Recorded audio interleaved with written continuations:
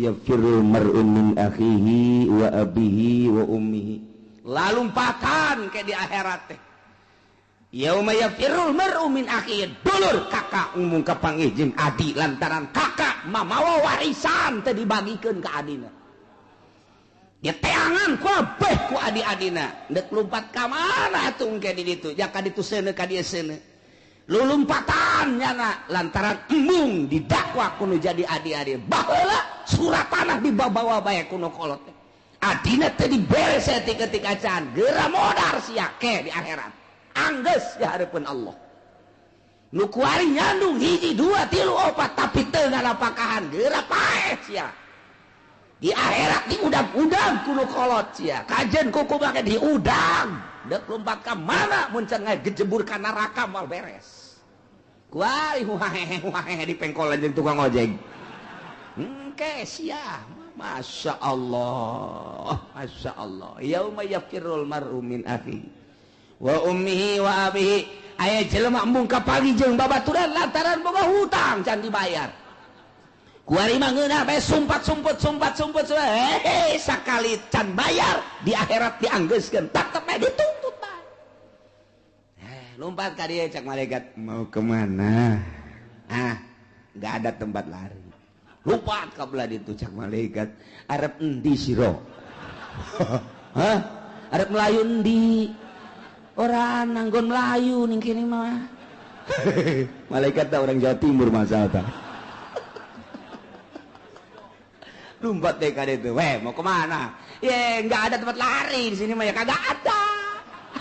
Orang kampung Melayu kan jenuh hukum lupa capek jadi benang-benang oge kapan jeung boga hutang diaduk sidang di dirinya saudara hutang bayar eueuh duit pan di akhirat mah mana aya duit eueuh duit eueuh barang geus egel geus eueuh spotek geus eueuh bank BRI sagala Citibank geus areueuh nah lantaran nya nuntut duit warima amal bagus sia ka dieu amal bagus tomplakeun kana boga hutang ternyata amal bagusannya nama jorep hutang itu kabayar teu boga amal bagus amal goreng anu kahutangan teu beukeun kanyana masya Allah tinggal nu ieu bae ngeunaheun nu tadina boga hutang di hutang duit teh dibayar ngeunaheun ke di akhirat ngeunaheun mana nama kabagusan si itu dikaurangkeun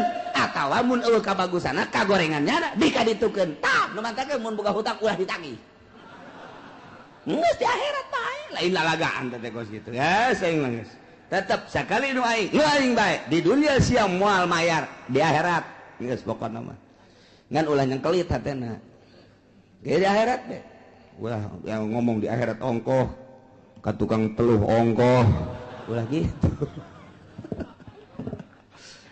tenang geus kumaha Allah aing ke di akhirat lah aja bakal parareh yeuh eta sieun jasa ta urang di akhirat di saat-saat kerit luar biasa boro-boro jang batur jang urang ge pikumahaeun kuari urang teh diudag-udag jelema masya Allah rugi ka bina-bina tan mantap maning diselesaikeun di dunia keneh boga hutang baheula 100 juta duh aya aset ngan sakieukeun panggil kadi aing dinten teh boga hutang gasih 100 juta urut usaha baheula daripada aing di akhirat diudag-udag ku sia aing sia ieu terus terang bae deuk ngahampura atau ngabebaskeun atau kudu diganti ganti tah aset aing teh sawah eta tah kurang ternyata tah kumaha sakurangna tah sia tah sakurangna tah aing mah geus sakikieun aing mah beak tah geus beak derat aing mah dipencet ge lain keluar duit ngising aing ieu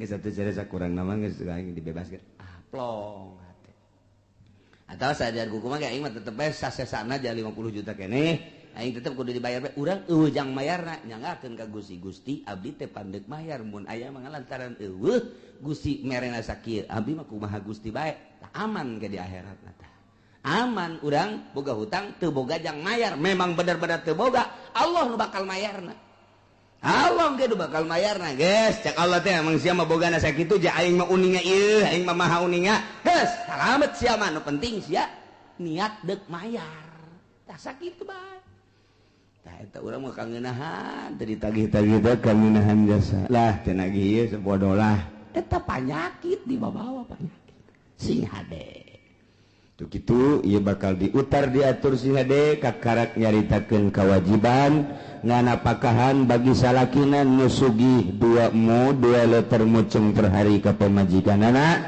kemudian anu sedengan 1 liter setengah anu miskin 1 liter nu wajib dibikeunna adalah kadaharan nu jadi kekuatan di eta negara mun di urang mah ieu adalah beas ngitung sugih susahna ieu adalah mimiti hudang es pajar subuh